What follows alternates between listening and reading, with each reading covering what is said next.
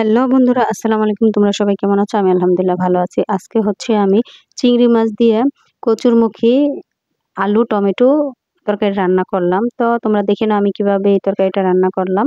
তো শুরু করা যাক। চুলায় একটি ফ্রাই প্যান বসিয়ে দিলাম। এর মধ্যে পরিমাণ মতো তেল দিয়ে দিলাম।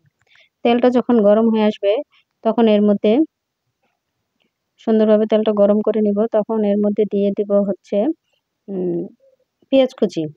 পেঁয়াজ কুচিটা একটু নেড়ে চেড়ে দিয়ে তারপর এর মধ্যে দিয়ে দেব কাঁচামরিচ ফালি। কাঁচামরিচটা দিয়ে একটু নেড়ে চেড়ে তারপর এর মধ্যে দিয়ে দিব পরিমাণ মতো লবণ, স্বাদ মতো লবণ দিয়ে দিব। দিয়ে সুন্দরভাবে পেঁয়াজটা একটু কষিয়ে নিব, ভেজে নিব। তারপরে হচ্ছে এখানে দিয়ে দিব আদা রসুনের পেস্ট। সুন্দরভাবে দিয়ে দেব আদা রসুনের পেস্ট। পেস্টটা একটু ভাজা ভাজা করলাম। আদা রসুনটা আমার নিতে একটু সময় লেগেছে। এই তো আদা রসুনের পেস্ট দিয়ে দিলাম। দিয়ে একটু তেলটা খুব ছিটাছিটি করতেছে। আদা রসুনটা একটু কষানো হওয়ার পরে আমি পানি দিয়ে দিলাম, কারণ তেল খুব ছিটাছিটি করতেছে। পানিটা দিয়ে দিলাম। পানি দিয়ে এখন এর মধ্যে দিয়ে দেব হলুদের গুঁড়া, পরিমাণ মতো হলুদের গুঁড়া দিয়ে দেবো। তারপর দিয়ে দেবো মরিচের গুঁড়া, তারপর দিয়ে দেবো ধনিয়ার গুঁড়া পরিমাণ মতো, সবই দিয়ে দেবো পরিমাণ মতো। তারপর সামান্য পরিমাণ দিয়ে দেবো হচ্ছে জিরার গুঁড়া, অল্প দিয়ে দেবো। চিংড়ি মাছ তো, চিংড়ি মাছের মধ্যে আমি সবসময় জিরা খাই। যাই হোক, জিরার গুঁড়া দিয়ে দিলাম। দিয়ে এখন মশলাটা মোটামুটি কষানো হয়ে গেছে, আর একটু কষাতে হবে। তারপরে এই ফাঁকে আমি চিংড়ি মাছ দিয়ে দিয়েছিলাম, কিন্তু এটা ভিডিও অন করিনি, আমি অফ করেই আমি চিংড়ি মাছ দিয়ে দিছি। যাই হোক, চিংড়ি মাছটা মোটামুটি আমার কষানো হয়ে গেছে। এখন এর মধ্যে দিয়ে দেব হচ্ছে কচুরমুখী আর আলু। কচুরমুখী আলু দিয়ে সুন্দরভাবে মশলার সাথে মিশিয়ে উল্টিয়ে পাল্টিয়ে সব একসাথে সুন্দরভাবে মিশিয়ে নিব সুন্দরভাবে। তারপর হচ্ছে একটা ঢাকনাটা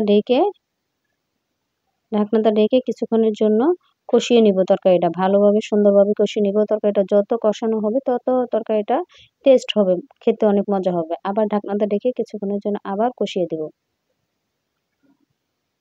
এই তো উল্টিয়ে পাল্টিয়ে দিচ্ছি যাতে সবকিছু সুন্দরভাবে কষানো হয়। তারপর এর মধ্যে দিয়ে দেবো আমি টমেটো। এই তো টমেটো আমি কুচি কুচি করে কেটে নিয়েছি। এখন এগুলো দিয়ে দিচ্ছি, যাতে টমেটোগুলা একটু ভিতরে ভিতরে ঢুকিয়ে দিচ্ছি, যাতে টমেটোগুলা সিদ্ধ হয়ে গলে যায়।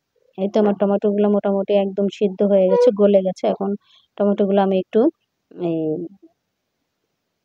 আরো গালিয়ে গালিয়ে দিচ্ছি, কারণ আস্ত থাকলে আমার মেয়েরা খেতে চায় না, আর আমারও ভালো লাগে না। তো গালিয়ে দিলাম। তারপর হচ্ছে এখানে আমি দিয়ে দেব তরকারির ঝোল, মানে পানি দিয়ে দিচ্ছি তরকারির ঝোলের জন্য। একটু বেশি করেই দিব, কারণ হচ্ছে এখানে আলু আছে, আছে, এগুলা ঝোল টেনে নিবে। কিন্তু আমার তরকারিটা বলক এসে পড়েছে।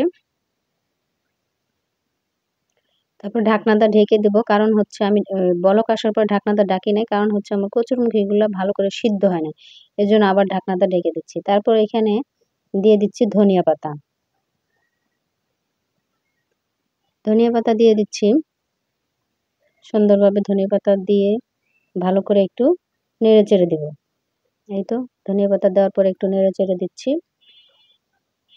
তরকারি দেখতে খুবই সুস্বাদু হয়েছে। এই তো আমার তরকারিটা হয়ে গেছে, এখন নামিয়ে ফেলবো। তো বন্ধুরা, আমার ভিডিওটা যদি তোমাদের ভালো লাগে, লাইক শেয়ার কমেন্ট তো অবশ্যই করবা, আমার পাশে থাকবা। ভালো থেকো, সুস্থ থেকো, আমার জন্য দোয়া করো। আল্লাহ হাফেজ।